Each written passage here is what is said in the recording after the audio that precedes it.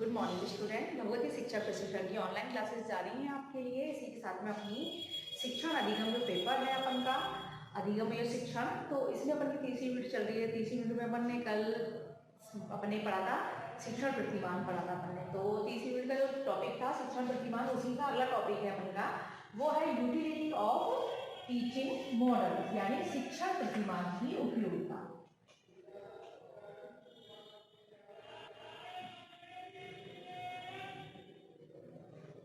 उपयोगिता कि मतलब प्रतिमान की क्या उपयोगिता है। तो ये टॉपिक अपन का शिक्षण प्रतिमान की उपयोगिता।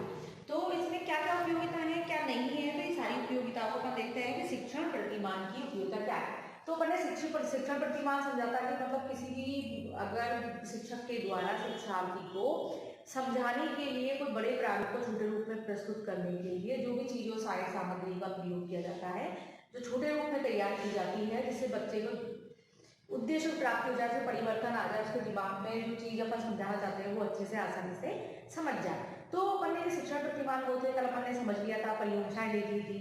तो परिभाषा के बाद अपन ने उसके कार्य भी देखे थे कि अनुदेशनात्मक शिक्षण में क्या क्या उसके कार्य थे, क्या नहीं थे, कि शिक्षण में सुधार था और इनके इस प्रकार के कौन कौन से कार्य शिक्षण प्रतिमान में होते हैं, तो सारी चीजें। तो आज हम देख रहे हैं शिक्षण प्रतिमान की उपयोगिता। उसकी शिक्षा में प्रतिमान की क्या उपयोगिता है, शिक्षा में क्यों प्रतिमान जरूरी है की उपयोगिता।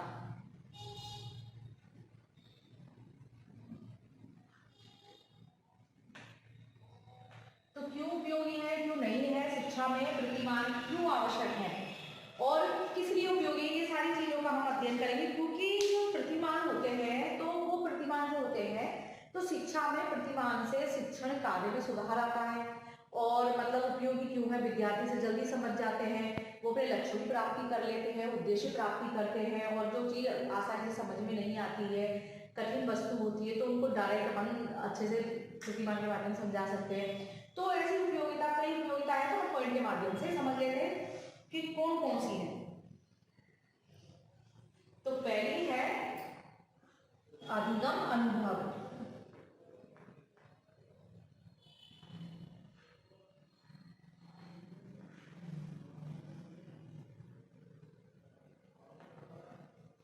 अब अधिगम अनुभव क्या है, तो इसको अपन समझते हैं कि शिक्षण प्रतिमान की सहायता से छात्र की आवश्यकता अनुसार उसे अधिगम अनुभव उपलब्ध कराए जा सकते हैं।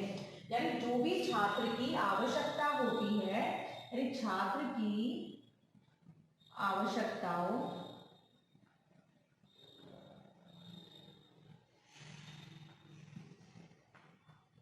तो किससे, अधिगम अनुभव से, यानी छात्र की जो आवश्यकता है उसे अधिगम अनुभव उपलब्ध कराए जा सकते हैं। यानी छात्र की आवश्यकताओं की पूर्ति होती है, यानी छात्र की कौन सी आवश्यकता है, कौन सी नहीं है, तो जो सीखने के जो अनुभव है उनको किस प्रकार से प्रदर्शित करें, शिक्षक कैसे प्रदर्शित करे, जिससे कि विद्यार्थी ज्यादा सीख सके और उनकी जो आवश्यकता है छात्र की, उनको अधिगम अनुभव से यानी शिक्षण प्रतिमान के माध्यम से उनको वो समझ सके।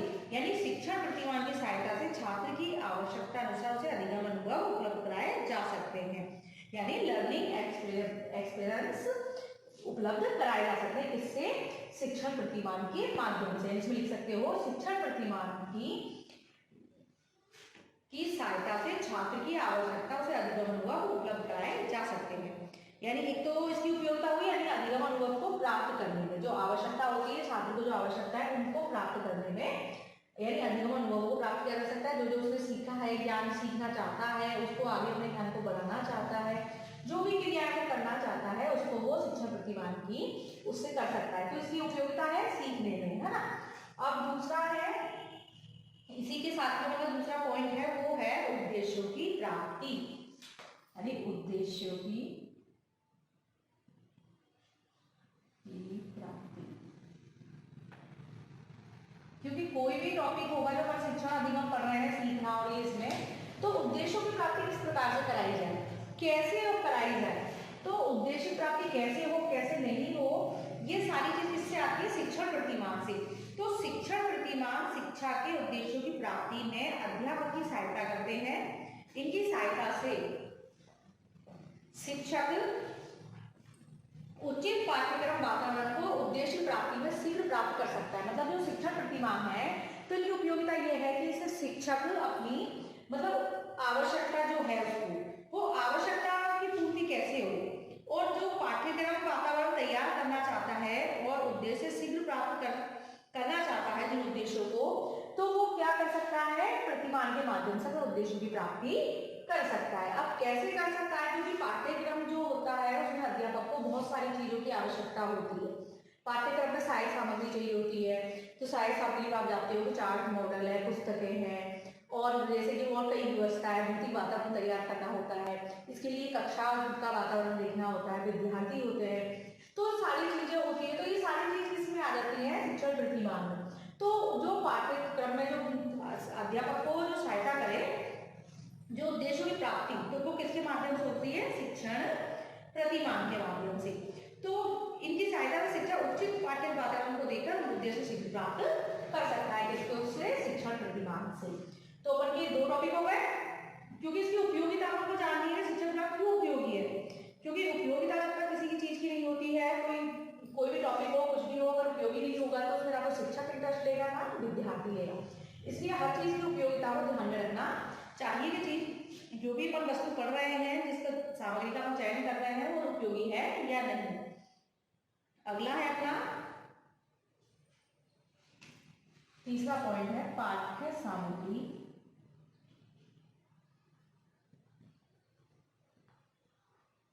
का चयन। तो शिक्षण प्रतिमान पाठ्य सामग्री के चयन में शिक्षक की सहायता करते हैं।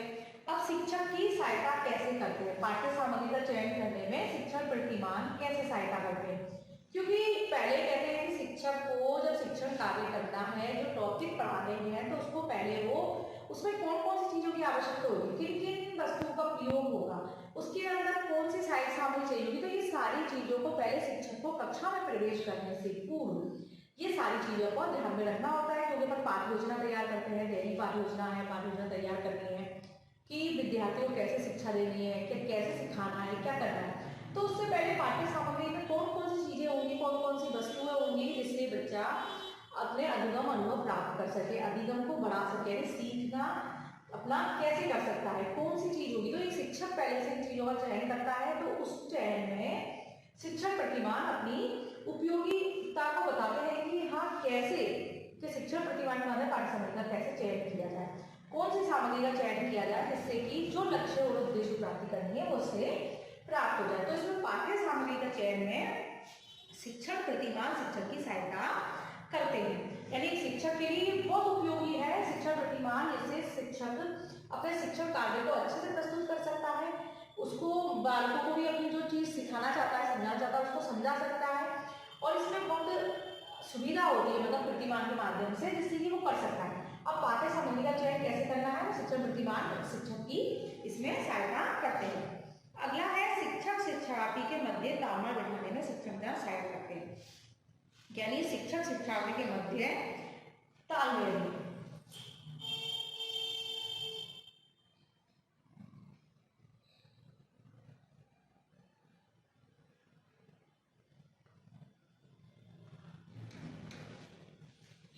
में तालमेल बैठाना।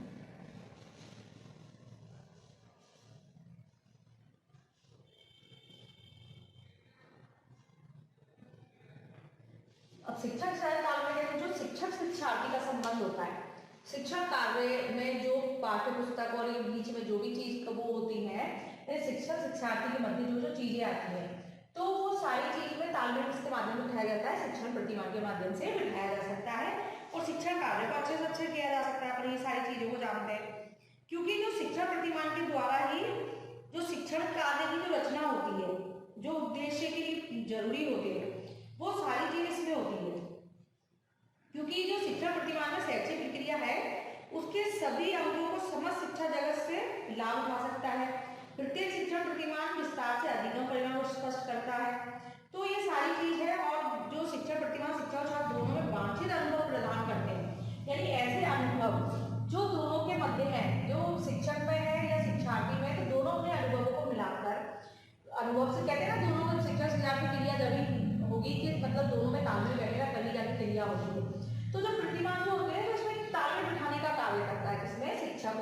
शिक्षार्थी है।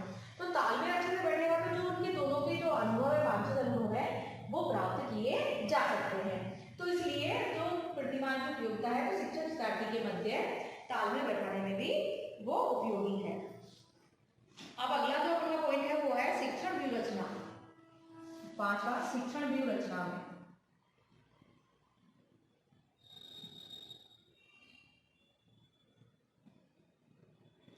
यानी शिक्षण प्रतिमान के मध्य शिक्षण व्यूह रचना क्या होती है? शिक्षण में जो जो कार्य होते हैं, जो जो चीज उपयोगी होती है, तो इससे शिक्षा के उद्देश्य को अच्छे से प्राप्त किया जाए। यानी उद्देश्यों में जो जो चीज चाहिए वो सारी चीजों का जो विशिष्ट मानदंड प्रस्तुत करना है, मूल्यांकन करना है, शिक्षण कार्य को प्रभावी बनाना है या शिक्षण में परिवर्तन लाना है, क्या चीज करनी है कि शिक्षा में क्या चीज को शामिल करना है, किसको नहीं करना है, तो ये सारी चीज व्यूह रचना प्रतिमान के माध्यम से वो शिक्षण प्रतिमान इसलिए उपयोगी है कि व्यूह रचना तैयार की जा सकती है इसके माध्यम से कि कौन से सुधार लाने हैं, कौन से परिवर्तन लाने हैं। तो अपन एक डायग्राम लिख लेते हैं कि जैसे कि अपन शिक्षण कार्य कक्षा में कर रहे हैं, तो कक्षा का अपन माहौल देखेंगे, कक्षा में क्या है, बच्चा क्या सीखना चाहता है, वो क्या शिक्षक से क्या चाहता है कि शिक्षक मुझे किस प्रकार से पढ़ाए, कैसे पढ़ाए, जिससे कि मेरा ज्ञान बढ़ सके, मेरे अनुभव में वो बढ़ सके और मैं ज्ञान प्राप्त कर सकूं।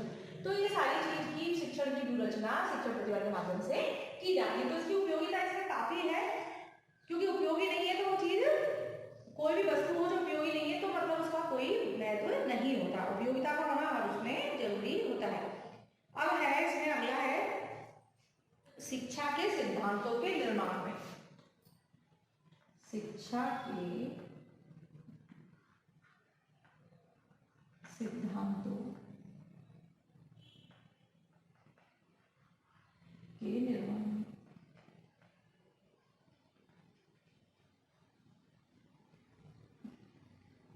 मतलब शिक्षा के सिद्धांतों के निर्माण में शिक्षण प्रतिमान की उपयोगिता। तो शिक्षा के सिद्धांतों के निर्माण में शिक्षण प्रतिमान अपना सक्रिय योगदान देते हैं। तो सक्रिय कैसे, मतलब जो प्राप्त करना चाहते हैं शिक्षण प्रतिमान से, मतलब सिद्धांत, जो शिक्षा के सिद्धांत हैं, शिक्षा के सिद्धांत कौन कौन से हैं, जैसे कि शिक्षा किस भाषा में हो, उसका सिद्धांत मतलब कैसे हो, कैसे नहीं हो, क्रियाशीलता होनी चाहिए नहीं होनी चाहिए, अधिगम होना नहीं चाहिए, होना चाहिए या नहीं होना चाहिए। जो शिक्षा के जितने भी सिद्धांत हैं उन सबका निर्माण प्रतिमानों के माध्यम से किया जा सकता है। कि जो शिक्षा का महत्व है, जो शिक्षा हम बालकों तक पहुंचाना चाहते हैं, जो ज्ञान हम देना चाहते हैं, वो किस प्रकार से पहुंच सके, तो उन चीजों का निर्माण भी प्रतिमान के माध्यम से किया जाता है। जैसे कि सिद्धांत में देखा है, क्रियाशीलता है, सामाजिकता है, आर्थिक है, राजनीतिक है, काफी चीजें ऐसी होती है जो शिक्षा के अंदर कहते हैं शिक्षा पूरी सारी चीजों से बना हुआ है, क्योंकि बच्चा एक समाज में रहता है, सामाजिक प्राणी है, अपन ये सारी चीजें अपन पढ़ चुके हैं। तो उसमें कौन कौन सी चीजें, उसके आसपास कौन कौन सी चीजें होनी चाहिए, कैसा वातावरण होना चाहिए, तो वो सारी चीजों को शिक्षा में अपने सिलेबस में सारी चीजें होती है। जो कई बार अपने सारे पॉइंट पढ़े कि अपन पढ़ रहे हैं साइंस को, उसमें राजनीतिक आर्थिक टॉपिक कैसे आ रहे हैं, क्यों आ रहे हैं, कैसे नहीं आ रहे हैं, क्योंकि कहते हैं शिक्षा जो है कला विज्ञान दोनों से मिलकर बनी हुई है सारी चीजें उसमें। तो जो बालक के विद्यार्थी के आसपास का जो वातावरण वगैरह होता है, जो आसपास का वातावरण है हमारे आसपास, तो वो सारी चीजों का ज्ञान विद्यार्थी को होना चाहिए। तो इसमें यही शिक्षा के सिद्धांतों के निर्माण में क्यों, क्योंकि शिक्षण जो प्रतिमान है इनके माध्यम से शिक्षा के सिद्धांतों का निर्माण किया जा सकता है। तो शिक्षा के सिद्धांतों का निर्माण हो गया, कौन कौन सिद्धांत, जैसे कि सारे सिद्धांतों की पूर्ति हो जाए तो शिक्षण प्रतिमान के माध्यम से उनकी पूर्ति की जा सकती है।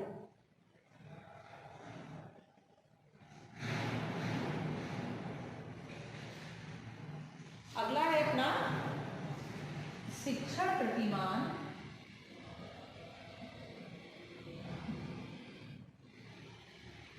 मूल्यांकन में सहायक। यानी शिक्षण प्रतिमान मूल्यांकन सहायक कैसे है कि विद्यार्थी का मूल्यांकन कैसे करना है, कैसे नहीं करना है। तो इसमें यही है कि जो शिक्षण प्रतिमान मूल्यांकन करने में सहायक होते हैं और इस कार्य के लिए शिक्षण प्रतिमान की कसौटी की भूमिका निभाते हैं। यानी जो युक्तियां नीतियों का प्रयोग किया जाता है वो शिक्षण प्रतिमान के माध्यम से क्या होता है, जिससे कि छात्रों में उसमें व्यवहार में परिवर्तन का मूल्यांकन सरलता पूर्वक हो जाए। यानी जो भी विशिष्ट मानदंड जो शिक्षण प्रतिमान में छात्रों के व्यवहार का मूल्यांकन किया जाता है, मूल्यांकन किसका करना है, व्यवहार का भी करना है, उसके ज्ञान का भी करना है, और जो परिवर्तन आए हैं तो उन सभी का प्रतिमान के माध्यम से मूल्यांकन सरलता पूर्वक किया जा सकता है। किसके माध्यम से, प्रतिमान के माध्यम से, कि बालक में शिक्षण या मूल्यांकन सहायक, ये अपना पॉइंट है। तो मूल्यांकन में इसकी बहुत उपयोगिता है कि इससे बच्चे से ये जाना जा सकता है कि बालक ने कितना सीखा, तो सीखा, जिस ज्ञान को सीखा है तो उसमें कितना उसके व्यवहार में परिवर्तन आया है, और व्यवहार में परिवर्तन आया है तो मतलब उसने कुछ ना कुछ सीखा है। तो प्रतिमान के माध्यम से उसके व्यवहार को जाना जा सकता है, उनका मूल्यांकन किया जा सकता है, और ऐसे मानदंड प्रस्तुत किए जा सकते हैं जिससे कि आराम से बच्चों का आसानी से मूल्यांकन का कार्य किया जा सके।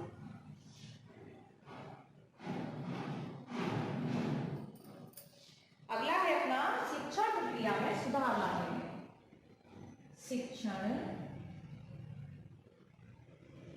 प्रक्रिया में सुधार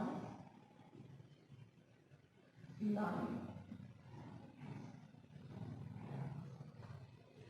तो शिक्षण प्रक्रिया में सुधार लाने में कैसे शिक्षण प्रतिमान उपयोगी है, तो शिक्षण प्रतिमान, शिक्षण प्रक्रिया जो एक चलती रहती है, जो रेगुलर वो रहती है, प्रक्रिया रहती है शिक्षण में, तो एक कक्षा में शिक्षक की जो प्रक्रिया चलती रहती है और व्याख्यान चल रहा है, कभी शिक्षक लिखवा रहा है, तो ये चीज से बच्चे बोर हो जाते हैं। तो जो शिक्षा की जो निरस्ता है, जो निरस्ता आ जाती है विद्यार्थियों में कि हाँ हम पढ़ते पढ़ते बोर हो गए, अब नहीं करना ये करना, तो जो निरस्ता आती है उस निरस्ता को जो सुधार लाना है, जो निरस्ता को दूर करना है, वो शिक्षण प्रतिमान के माध्यम से उस निरस्ता को दूर किया जा सकता है। क्योंकि शिक्षण प्रतिमान शिक्षण में अत्यधिक सुधार लाने में सक्षम है, क्योंकि इसके माध्यम से अपन बालकों में निरस्ता को दूर किया जा सकता है, बच्चों को मतलब अपने टॉपिक के निकट लाया जा सकता है कि बच्चा अपने टॉपिक ध्यान नहीं दे रहा है, बोरिंग सा टॉपिक लग रहा है, तो उसको किस तरीके से प्रेजेंट करना है, किस प्रकार से प्रस्तुत करना है। तो शिक्षक जो प्रतिमान का प्रयोग करते हैं, जो प्रतिमान की उपयोगिता से शिक्षक प्रक्रिया सुधार आ जाता है कि मतलब नई नई चीजों का हम प्रयोग करोगे, नई नई चीज बच्चों को दिखाओगे, उनके उस प्रकार को दिखाकर बच्चों को सिखाया जाएगा, तो बच्चा उसमें क्या ज्यादा इंटरेस्ट लेगा और वो बोर नहीं होगा। नई नई चीजों को जानने की इच्छा होती है बालक को, चाहे कोई व्यक्ति हो, तो उसमें यही है कि नई नई चीजों को जानने की इच्छा हमेशा रहती है कि मतलब अपन ये चीज सीख ली, अपन सोचते हैं कि नहीं, अब जैसे कि छोटी कक्षा के बालक को ले लो कि अपन को शब्द पहले डंडी खींचना, उसको अलग अलग तरह की वो बताना, तो वो सिखाते हैं, तो वो धीरे धीरे अक्षर बनाना सीख जाता है। तो बच्चा सोचता है कि मैंने आगे अक्षर बनाना, मैं आज दूसरा बनाऊंगा, फिर उसके बाद ऐसा बनाऊंगा, फिर मैं ये करूंगा, तो मतलब नई नई चीज जानने की इच्छा रहती है। तो प्रतिमान वही कार्य करते हैं जिससे कि बालक को सीखने का ज्ञान बढ़ जाए और उससे सीख जाए। तो ये सारी चीजें जो है शिक्षण प्रक्रिया में जो निरस्ता है उसको दूर करने में शिक्षण प्रतिमान बहुत उपयोगी होते हैं। अगला है विशिष्टीकरण के लिए शिक्षण अध्ययन उपयोगी होते हैं। तो विशिष्टीकरण कैसे, विशिष्टीकरण क्या है, इसको अपन मिटा देते हैं, इसको क्या था, नौमा है विशिष्टीकरण में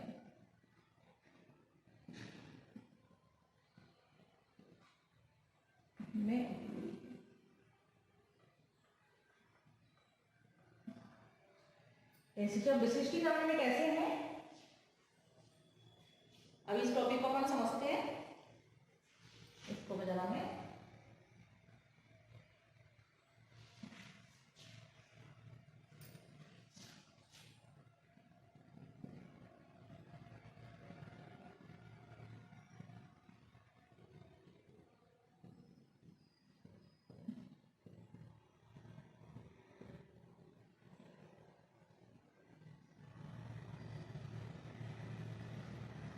तो अपना नौवां था इसमें विशिष्टीकरण में उपयोगी। विशिष्टीकरण क्या होता है, किसी भी चीज में, किसी भी कार्य में दक्षता आने के बाद कौन कौन चीजों से आई, कौन कौन सी विशेषताएं कैसे किया, तो वो होता है विशिष्टीकरण। किसी भी चीज की विशेषताओं को बताना, उसका कार्य कौन कौन से हैं, विशिष्टीकरण किया जा सकता है, और विशिष्टीकरण से उसकी विशेषताओं को जाना जा सकता है। ये सारी चीज इसके अंदर आती है, यानी प्रतिमान के माध्यम से विशिष्टीकरण में भी ये सहायक होते हैं।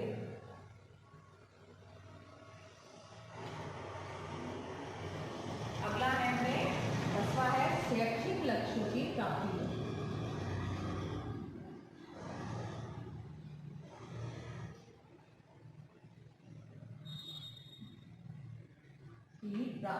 सहायक।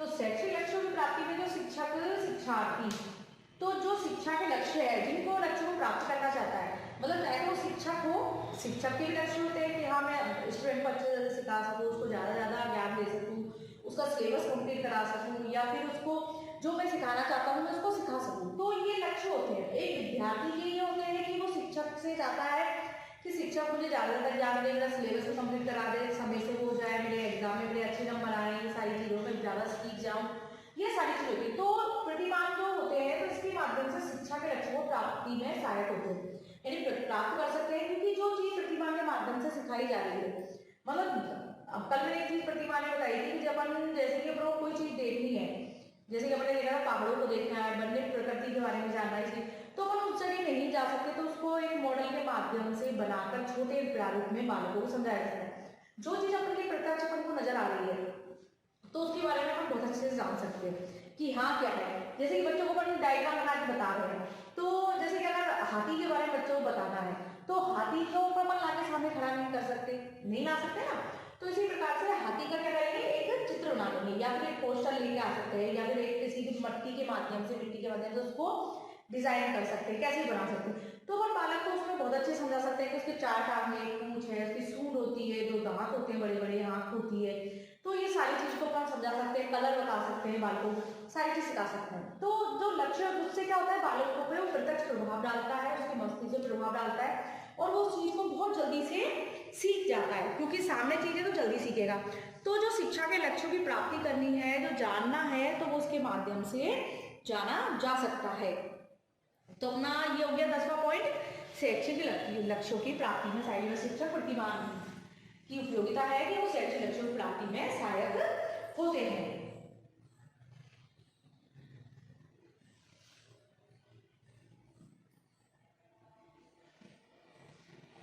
अगला बनता है अधिगम परिणाम को स्पष्ट करने में।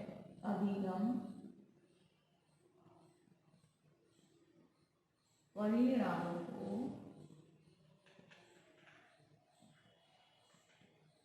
स्पष्ट करने में,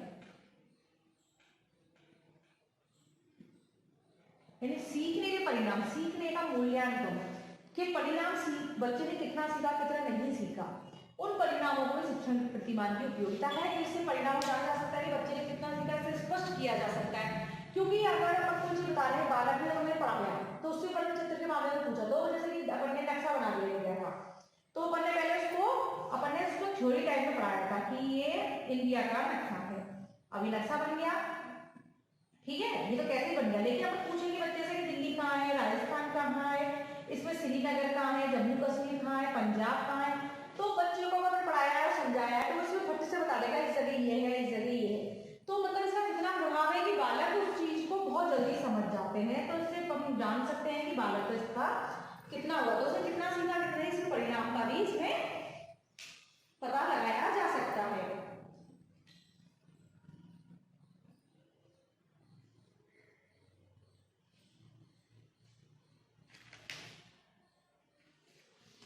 और एक और है इसमें शिक्षण प्रतिमान के माध्यम से, अलग अलग जो विषय हैं उनको इसके माध्यम से आसानी से सब विषयों को पढ़ाया जा सकता है, उनका ज्ञान दिया जा सकता है। ये प्रतिमान को हमने 11 देख लिए। इसमें टॉपिक है प्रत्येक विषयों के लिए शिक्षण प्रतिमान की उपयोगिता। मतलब ये है कि कोई सा भी सब्जेक्ट अगर समझाना है तो प्रतिमान के माध्यम से बालकों को अच्छे से समझाया जा सकता है, उसका प्रभाव भी बहुत अच्छा रहता है। तो हमने शिक्षण की पूरी उपयोगिता देख ली, 11 पॉइंट में हमने समझ लिया। क्योंकि थ्योरी में अपन को पढ़ने में कम समझ आता है, लेकिन पॉइंट बाई पॉइंट अपन देखते हैं तो हमको वो चीज जल्दी समझ में आ जाती है। तो आज हमने ये टॉपिक क्लियर कर लिए कि शिक्षा की उपयोगिता क्या है, अधिगम अनुभव में है, उद्देश्यों की प्राप्ति, पाठ्य सामग्री का चयन में, शिक्षण से चाहे कार्य में बिठाने में, शिक्षण व्यूह रचना में, और उसमें एक और है शिक्षण में प्रक्रिया में सुधार लाने में तो हो गया अपन का, और कई विषयों को समझने में भी आसानी से समझा जा सकता है। तो इसमें काफी पॉइंट मैंने देख लिए, 11 पॉइंट देख लिए कि इसकी उपयोगिता कहाँ कहाँ पर है।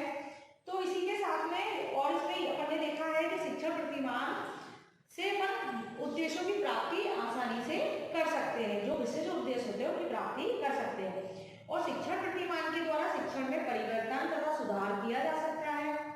और शिक्षण प्रतिमान से क्या होता है, शिक्षक के शिक्षण को प्रभावी बनाया जा सकता है। शिक्षण कार्य को प्रभावी बनाने में भी शिक्षण की बहुत आवश्यकता है। और शिक्षण प्रतिमान में छात्रों को व्यवहार का मूल्यांकन किया जाता है, और इस कार्य के लिए एक ऐसा विशिष्ट मानक प्रस्तुत करता है जिसकी सहायता से छात्रों के व्यवहार में परिवर्तन का मूल्यांकन सरलतापूर्वक हो सके। और अगला जो इसमें टॉपिक थे तो इसमें काफी उपयोगिता है, तो मैं बता रही हूँ आपको, ये तो मैंने आपको लिख दी है, और आप अगर इसको ध्यान से सुनो तो आपको और उपयोगिता भी पता लग जाएगी। चलो, शिक्षण प्रतिमान में ऐसी युक्तियों नीतियों का प्रयोग किया जाता है जो छात्रों के व्यवहार में परिवर्तन में सहायता प्रदान करती है। इसी के साथ में यही है कि परिणामों को स्पष्ट किया जा सकता है, विषयों को आसानी से समझा जा सकता है, शिक्षण प्रक्रिया में सुधार आता है और बच्चों पर अधिक से अधिक प्रभाव पड़ता है, और शिक्षार्थी में तालमेल बिठाने में ये चीज प्रतिमान बहुत उपयोगी है। तो इसी के साथ में आज अपन का ये टॉपिक यही खत्म होता है। इसके बाद अगला टॉपिक अपन कल पढ़ेंगे, और जहाँ तक आप इसको नोट करते हो, नोट सुनाते हो, मैं हर बार आपसे ये कहती हूँ, तो जिससे कि आपका सिलेबस भी कंप्लीट हो जाएगा, आपको पता लग जाएगा कि हमने कितना पढ़ लिया, कितना नहीं पढ़ा, कौन से टॉपिक छूट गए हैं। तो आप मुझे कमेंट्स करके वो टॉपिक्स बता सकते हो। जहाँ तक मैं आपके सारे टॉपिक्स क्लियर कर दूंगी, और जो रह गए हैं उनको मैं बाद में बता दूंगी। ठीक है, आज हमारा टॉपिक यही खत्म होता है। धन्यवाद।